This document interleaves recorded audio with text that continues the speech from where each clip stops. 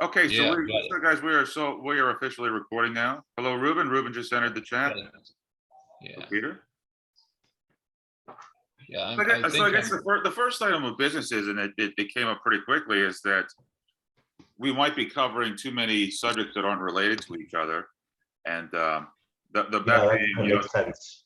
Yeah, and it makes sense. It might make sense for Peter and Ruben to do their own channel, to do their own Zoom podcast, dealing specifically with Serbia, language, Serbian history, Eastern European history, and for Peter and I to do, the esoteric knowledge and wisdom and the business of that separately, because they're so far unrelated that it kind of like leaves Ruben out of the loop once we start talking about our subject, when Ruben's specialty is Serbia, the Serbian language and history of that part of the world. Peter, what are your thoughts on that? What do I think about the idea that you just mentioned? Yeah, I'm perfectly fit, and regarding business, it's a little bit more serious. It's not so widely, it's not totally different from the languages, because we use the languages to express our ideas here. Mm-hmm. But yeah, we can reopen another one, and I can talk about how did I get in how did I fell in love and get in touch with the Caucasian languages in particular. Mm-hmm. Because I lived in Georgia for some time in my life. Mm-hmm. And the Northern Caucasus as well. So mm-hmm. Ruben can talk about how he fell in love with Serbia and this language. It would be nice to discuss about. But do you think it makes sense? Do you think it makes sense to have two distinct channels? One that deals with languages, most specifically Serbian, and that part of the world and the history of that part of the world, and then have the one dealing with the business of esoteric knowledge and wisdom, because it's kind of hard to making the segue back and forth between those two subjects. It doesn't really make sense. It's almost like talking about dinosaurs and then what's the weather like in Florida today. I mean, there's really not much of a correlation there. I mean, once we start talking about what's going on with the Khazars and its relationship to history and the Anunnaki and then the Biru and the Atlanteans and Lemurians, I mean, making that segue to the Serbian history, and that there's not much of a relate. I mean, they may be related, sure, but it's quite the leap in correlation between the two of them. So do you think that's a good idea, Peter, to kind of? I do totally agree with you. It's Okay. really smart, not to mix those two things. It can produce certain amount of a confusion to the audience. Also the most important thing, it might just be confusing our audience too, because you and Ruben's audience dealing with Serbian and Serbian language is going to bring a specific audience, people who are interested in the languages and more of the linguistical studies, whereas ours is going to be having a whole different. We're going to have the people that are interested in the global conspiracy, exposing what should be commonly available to everyone that has been intentionally suppressed and hidden from the public. So, I mean, they're both a far departure. For those two subjects are a far departure from each other, and we could just be confusing our audience, which would be counterproductive for all three of us.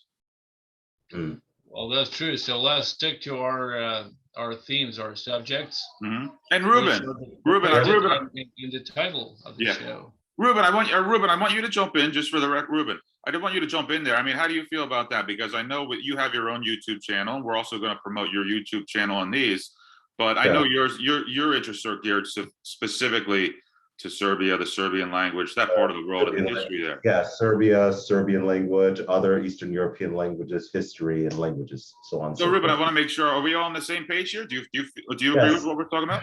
Okay. Mm-hmm. Yeah. All right. Good deal.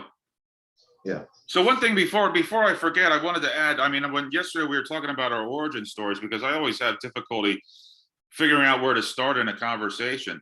And I recall Ruben talking about when he was like about 14 years old and in Collegeville. Wasn't it Collegeville, Ruben? Yeah, that's right. Where you heard someone speaking a language that you didn't know, you didn't understand, but you heard beauty in the language, and you said that's a beautiful language, and I can't understand it, but it's certainly beautiful. And what is that language? And you found out it's Serbian. It's Serbian, and that was pretty much the point of that was the point of departure for you taking on your pursuits of understanding Serbia, the history of that part of the world. So you have a specific event that kind of was your launching pad for your passion projects. And Peter kind of mentioned, I mean, I know you were talking about the apparition that you saw when you were 3 years old, and it was I like that anecdote. I know there's certainly much more to that behind that anecdote, but it's a very specific event that you remember from your childhood, and just like I remembered my story from the Grays when I was about 8 years old. And but there was also one very specific event for me that put me on my path, and that was I came across a book titled Dangling in the Tornafortia by Charles Bukowski. And I know Peter and I both have a shared interest in the works of Charles Bukowski. Yeah. And that I remember I was living in State College, Pennsylvania at the time. That's where I went to college. I don't think I was enrolled at the time, but I was 20 years old, and I was living in a townhouse with a couple other guys my age.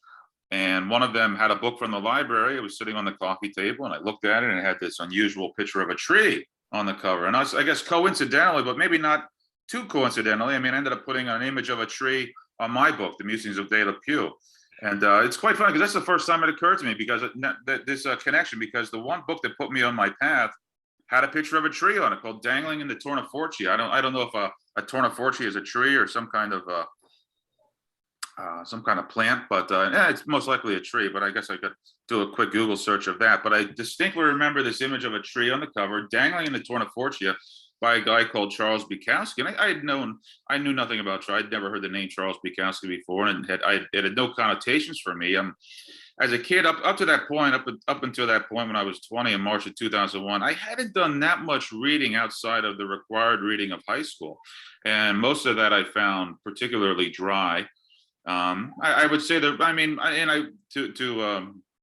I would say I found it particularly dry just because I was a teenager, and I said at that point I was pretty much incapable of appreciating literature for its own intrinsic value. I mean, for its beauty, for its poetics, for the metaphors, for its philosophy, for its storytelling and history, and tying different genres together. I would say I would chalk that up to me not being able to appreciate that. But I found the Iliad and the Odyssey and the Aeneid boring when I was a teenager. But I think that's more of a reflection of me just being 15 years old, of course.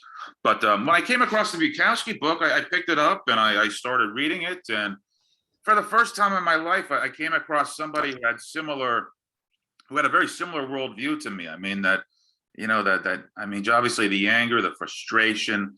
I mean, he had a strong. I mean, there was always a consistent, strong, ethical, moral indignation to him, and I respected that a lot, and I respected it myself too. But it was righteous anger, it was righteous indignation. It was the first time I was exposed to something like that in the written word. I was always. That was the first time in my life where I found somebody where I thought was being honest and truthful, and just telling it like it is, and telling it in very direct language. There wasn't a lot of circumlocution to his writing. It was direct, on point, and he wasn't trying to fool anyone. He wasn't trying to be mysterious. And I would say that the humor too was just laugh out loud funny. And it was the first time I had an experience with really another person, where I really felt like I connected with someone, and I met a kindred spirit. It was the first time in my life. I never had that experience as a kid growing up. That was my first, when I was 20, coming across that book. It was the first time where I really had a connection with another human being. And even though it was, via the written word by a guy who had already died, he had been dead for 7 years at that point, I still felt a connection to Charles Bukowski and his spirit. And from there, it just took off. I read as many Charles Bukowski books as I could find at the Penn State Library. Another guy, one of the first guys I got into was Albert Camus. And I still love Albert Camus, the Stranger, the Myth of Sisyphus, The Rebel, The Exile and the Kingdom, A Happy Death, his collection of essays. and he resonated with me. I mean, he still resonates with me today. I mean, the courage that Albert Camus had and the honesty that Albert Camus had resonates with me today, among others. But those were the first two. The Bukowski and Albert Camus were the ones that really set me on my path back in 2001. So I just wanted to give my background story, because I know Peter and Ruben both did yesterday, and that was one of the things in my mind. I realized I didn't really give too much of my background, but that was the one event that put me on my path of discovery and just trying to figure out what the hell's going on this planet. Well, yeah, you and I are of the similar age right now. Yeah, and or maybe we're older dudes pretending to be younger ones. That could But, be you too. know, I fell in love with Bukowski's deed and the whole opus, or almost whole, and pretty much the same age as you did. In spite of the common opinion that Charles Bukowski does not belong to the very esoteric core, but instead to the exoteric. Well, he is very esoteric, because he absolutely is. Yeah, that sincere way of open expressing of the inner ideas and conflicts inside and around him, and on the planet he was inhabiting, leads back towards the unconsciousness. But and everybody should be envious of his gift for metaphor. I mean, you read his gift for metaphor in particular the poetry. I mean, it reminds me of Aristotle's Poetics, chapter 22, where Aristotle gets into the details of how the gift for metaphor is one of the sure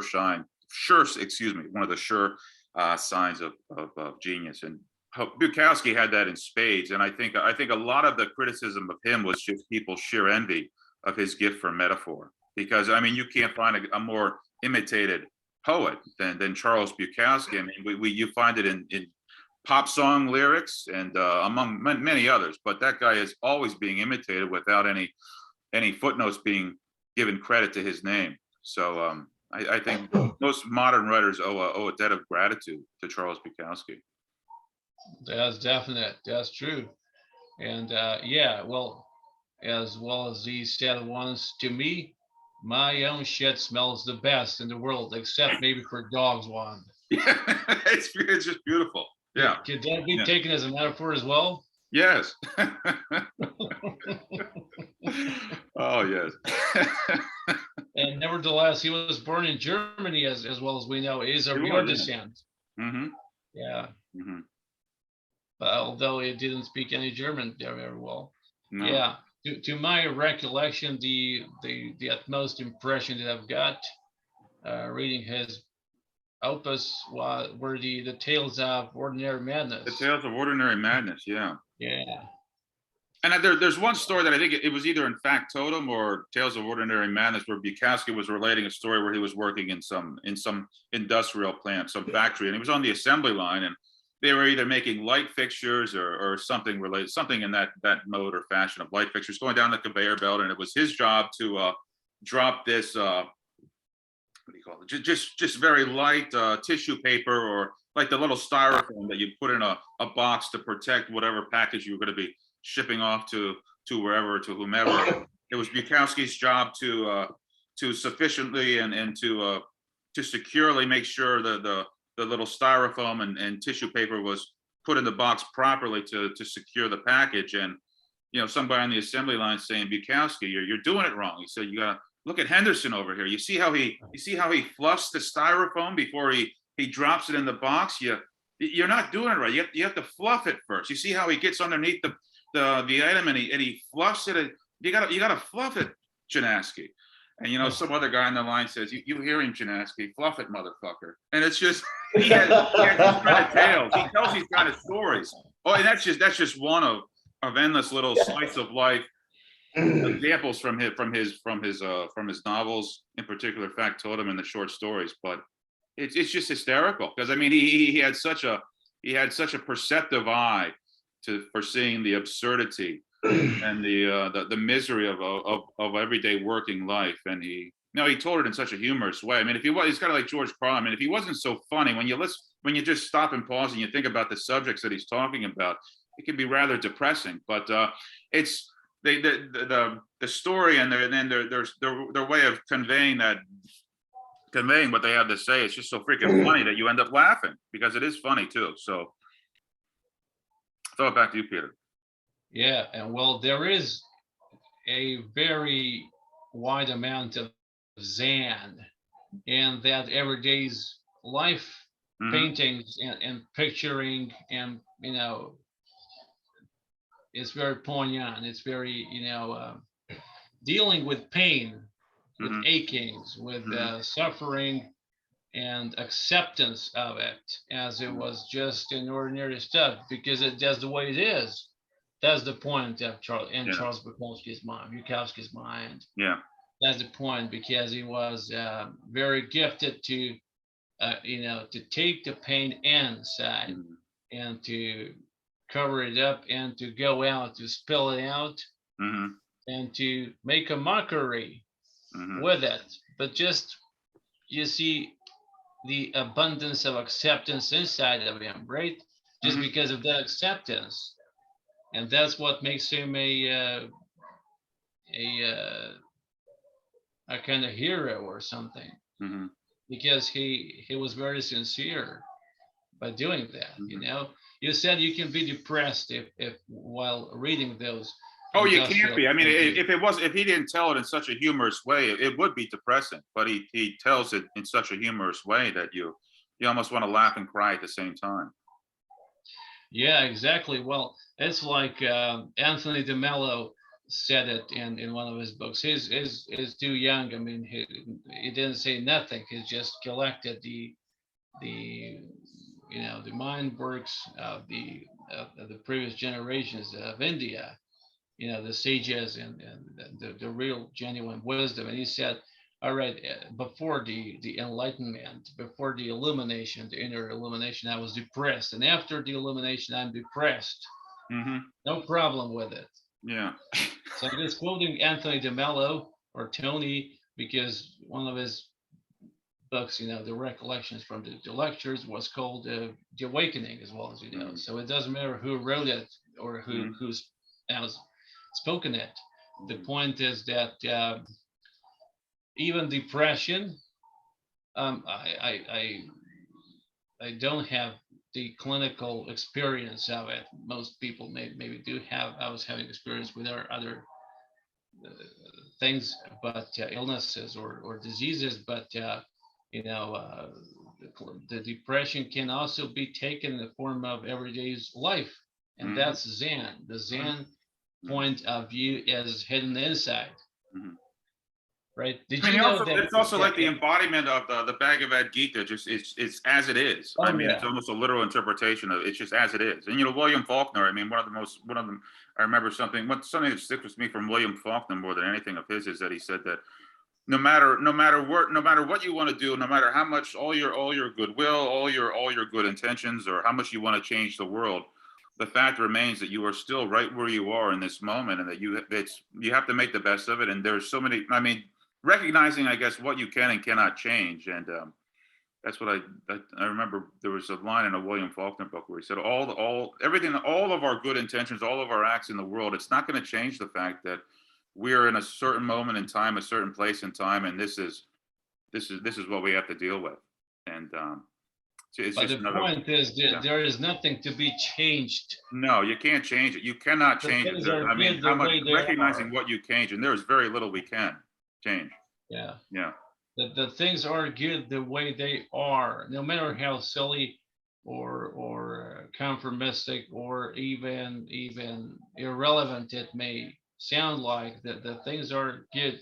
I know that it sounds totally opposite from the technological development that I do the advocacy of and for, but the things are every stage in our lives, or even without us, everything is good in the nature, really, even pain and suffering. It's a razor's edge. I mean, it's walking a razor's edge between beauty and madness and joy and misery. It really is a razor's edge. Well, yeah, that's the way the life is. Yeah. There was a deity named Abraxas or Abraxas. Mhm. So it's a perfect depiction of what it seems like, what it just like the things are. It's a not strictly anthropomorphic deity, but the energy that everything emerges from that contains both qualities in itself, both let's say good and both let's say evil, an equal measure. Mhm. So that's depicted in Jung's essay called and entitled "The Answer to Job." You know, The so answer to Job, like the biblical yeah, Job. Yeah. yeah, the biblical Job. I mean, all of those things are, Jews were kids, Hmm. and the Judeo-Christian myth was produced by the kids and meant for kids. It has to, speaking uh, ontologically speaking Hmm. about the absence of evil in God or gods, like they're not supposed to be having it inside of themselves, as ontologically equivocable as it's impossible to do that righteously, because it's not possible to speak about the absence of something which does have the existence. Yeah, and even God makes no claims that he's not evil. I mean, in Oh yeah. Isaiah 45, chapter 45, verse 7, he says, I, the Lord, create the darkness. I, the Lord, create the light. I Oh create, yeah. I create the good. I Yeah. create the evil. I create The all evil. I, the past. Lord, do all these Yeah. things. I mean, That's he definitely, takes yeah. credit for it. I mean, he absolutely does take credit for it. And it kind of reminds me of the scene in The Devil's Advocate at the end where Al Pacino is the devil and he's, telling Keanu Reeves that the 20th century was all mine. I mean, it's indisputable, all the evil of the 20th century alone. But no, the Yeah. God, the Abrahamic God makes no, yeah, he is completely unequivocal on that point. He said, I am the author of evil. I take credit for it. Oh yeah. I'm the author of all of it. So there's no Definitely. escaping me. This is Absolutely. just my nature. I mean, my nature is immutable, and there's nothing that you can do about it. Oh yeah. Yeah. Hey, say hello to our friend Keanu Reeves over there. Yes. Keanu, I don't know, Keanu, where you can be in Wherever you this very are. Hello, moment, but Keanu. I salute you. Yeah, friend of mine. Yeah. Okay, that's great. So yeah, I just mentioned, if you remember the in the previous conversation, Jeffrey Burton Russell's book. It's called The Devil, Myth, and Everything Else. So he was not a theologian. He Hmm. was a historian who was trying to express it to himself and to explain the origins of evil and this planetary and his planetary system to himself. So he wrote a book Hmm. called The Devil and also The Prince of Darkness, which is way much deeper than the first one, according to me. So on the first very chapter, on the first page, he said he gave the the proofs about God's ambivalence, Hmm. now taken from the Bible, from the Judeo-Christian Bible. So there are around 12 or 20 attitudes, the statements that represent the proofs of God's ambivalence. Yeah. Okay, so to a stupid mind, it's irrelevant, or maybe his is gonna get across it.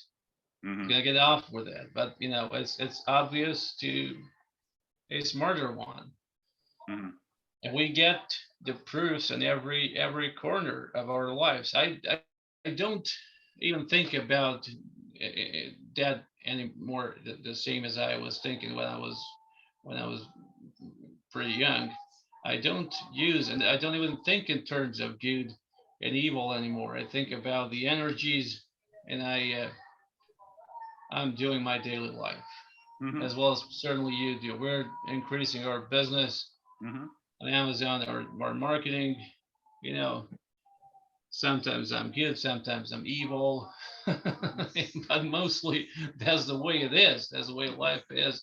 The more one consciousness is evolutionary developed, you know, more developed from a snail or from a shark or any other form of life, it contains the self-awareness which can lead towards production of evil and generating of evil or goodness. So it's about our decision to do and what to do and how to deal with ourselves and with everything, with any other forms of life.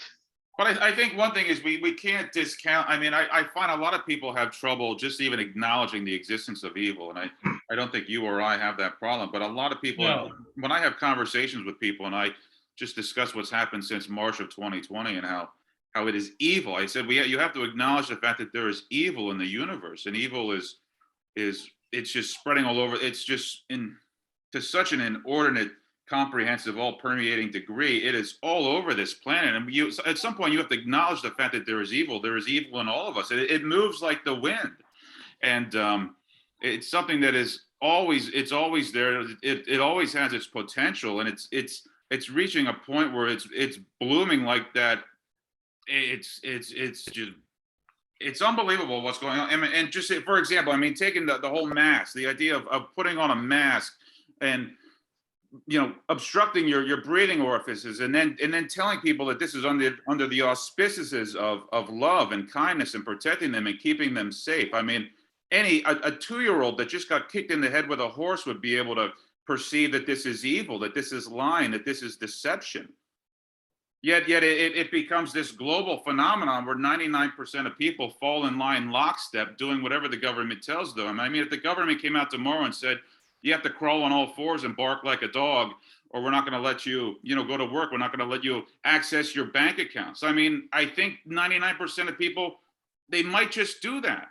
But we have to call evil for what it is. I mean, when the governments of the world's all coordinated on March 12th of 2020 to lock down the world, and in order to save the world, we're going to lock down the world. We're going to shut down civilization in order to save civilization.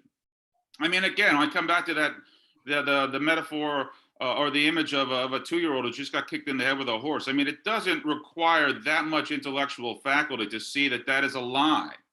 That the only reason that you lock down society is to destroy society. This is as basic as putting one foot in front of the other, yet it's almost become revolutionary to call bullshit on something that is as self-evident that 2 plus 2 does not equal 5, that it equals 4. But we've reached a point in the world where 2 plus 2, to say that 2 plus 2 does not equal 5 is a revolutionary act. And the reason for that is because evil, the presence of the evil incarnate itself has swept over the entire planet right now. And it's infiltrating every institution, just about every institution that upholds this world. And I don't know where I'm going with this, but I guess where I'm going with this is that in order to, take those first steps to, we won't go so far as saying eradicating evil, but keeping evil under control, keeping what Carl Jung referred to as the shadow. I mean, being aware of it. I mean, the first step is being cognizant of this entity called evil, of this thing called evil. I mean, just we have to acknowledge it. You have to stare it in the eyes. You have to confront it in order to begin to keep it. I mean, I would love to eradicate it completely, but in order to put that pendulum back, to have that pendulum swinging back in the direction of good. I mean, even globally. I mean, we have to confront evil and acknowledge it for what it is. Because it really is the first principle. It's one of the very basic first principles of the universe. This war between good and evil. It's one of those first archetypes. It's kind of like the tree of life, and that's why I use the tree of life imagery for my book, is because it's one of those basic first archetypal principles of the universe. And I think this back and forth, this tit for tat between good and evil, is one of those basic principles of the universe. And I think the more we recognize it and we can see what's happening, we first have to recognize it and call it for what it is, and then we can at least better manage it. Well, yeah, I'm not denying anything. I'm just saying it is believable. You said it's unbelievable what's happening. It is believable. It's hard to believe, if you re-invoke Plato's overthinking about that. It was existing in the form of an idea. Well, first, and it's not a battle. It's like it's been depicted in the Clive's in C.S. Lewis book, The Great Divorce. That it represents a battle, and the universe says no, it's not a battle, but they function, they deal simultaneously. Mm-hmm. It's like that Jung's answer to Job, and that's an answer to any human being or any other life form in the universe says, because I'm thinking in the way of multiverses. Mm-hmm. Not only a multiverse. It's been a term coined by Michael Moorcock, a friend of mine who's a sci-fi, not only sci-fi, but a writer. He helped him once. He gave him 50,000 British pounds when Michael Moorcock was in debts. So he kind of saved him. So he swam out. But so this is how I get in touch with Michael Moorcock, and his topic. His term multiverse has entered, it entered the official physical science, because we're now acknowledging the concept of the possibility of having the immensely wide spectra of the parallel universes, someone even colliding and fitting with each other once. So probably Yeah, Peter, do you almost feel like they differ from one Peter, universe. I wanted to mention one of the things that you mentioned in one of your books, because you made a great point here, and I wanted to bring it. It kind of points back to your book, The Mythologies of Techno World. Do you feel that almost in a sense since the advent of the internet age in the early 1990s, that it's almost as if a parallel techno world is bleeding into our, what you refer to as what the old world or the ancient world. I don't have the exact term that you use, but it's almost, there's like a melding and this parallel techno world has always been there, but it's since the advent of the internet in the early 90s, it's absorbing our world. So it's almost like a parallel world that is coming to reside right where our world is too, and it's an amalgamation of, or this parallel technical world is taking over our old world, and we're seeing it happen at such an exponential clip day in, day out, that it almost feels like a parallel world is taking residence in what was once our non-technical world, or it was always a technical world, but not the computer AI age that we see today. It feels like a parallel universe, sitting plunk right down on our what was once our previous reality. Well, yeah, we said in the book that there is the pleroma, the first plasmatic structure, which are incomprehensible. So they create, according to the laws of the universe, which represent the moral, the ethical laws of the cosmos, depicted in the physical reality. They create the planetary systems, or the worlds, let's say the realms.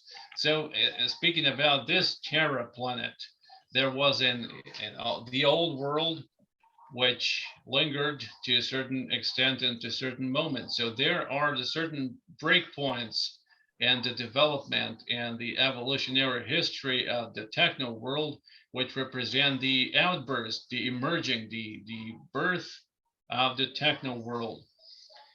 So we talked about, we quoted several eras, like the steam machine, the steam engine, and the moment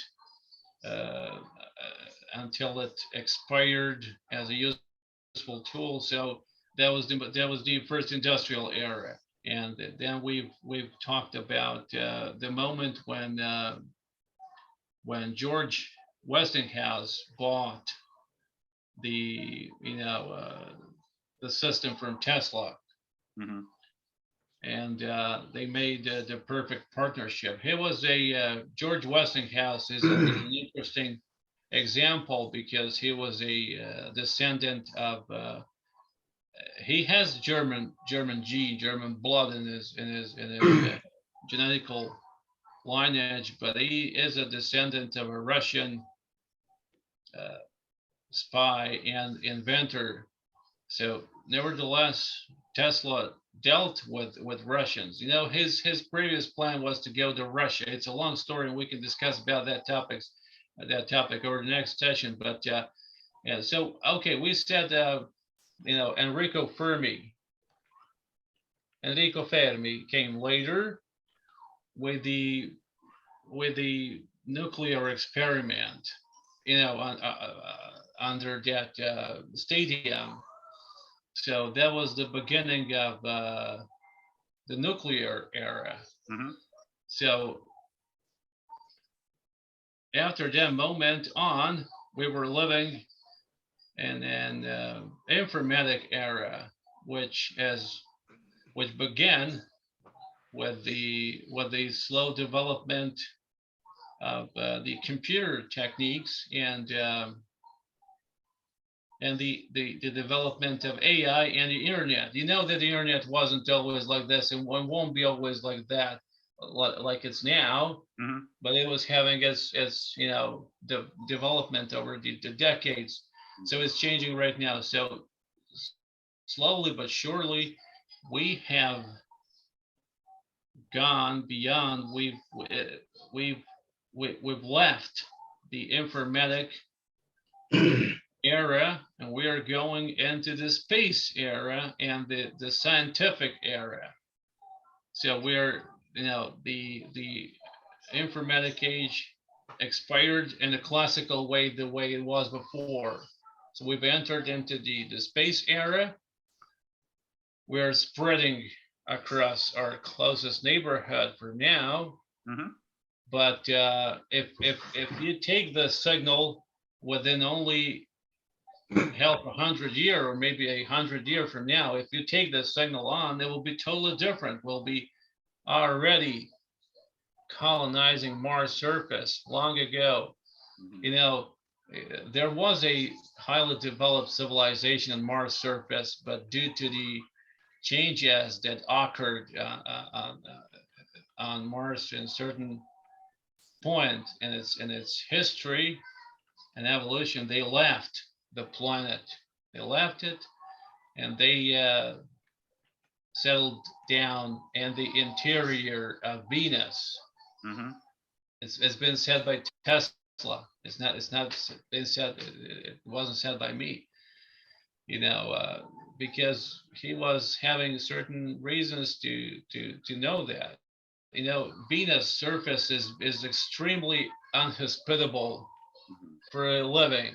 You know, it has, you know, maybe, I don't know, around 600 Fahrenheit degrees on its surface. And to your point with Tesla, I mean, I got this from your book as well. The interior is habitable. Yeah, but Tesla was Tesla was in communication with the extraterrestrials his whole life, and he made that no secret to people. I mean, to his closest confidants and in his diaries and records, he made that clear that he was in communication with them during the course of his life. Would that be true, Peter? I mean, that's what I got from your book. Was that right? Oh yeah.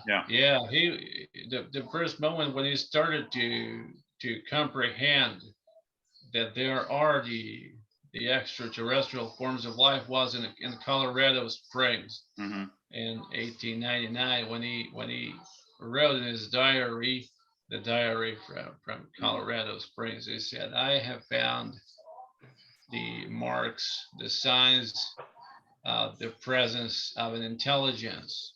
Now, Peter, we're scriptures of the lightnings, the scriptures Peter, we're getting low on this. So I mean, I think this is a great point to pick up the conversation for our next episode. And I know there's almost no way to stop it here because we're new to this, and we're using the Zoom program, and we're committed to 40 minutes. And once we expand and once we have a larger audience, we'll go to a larger format.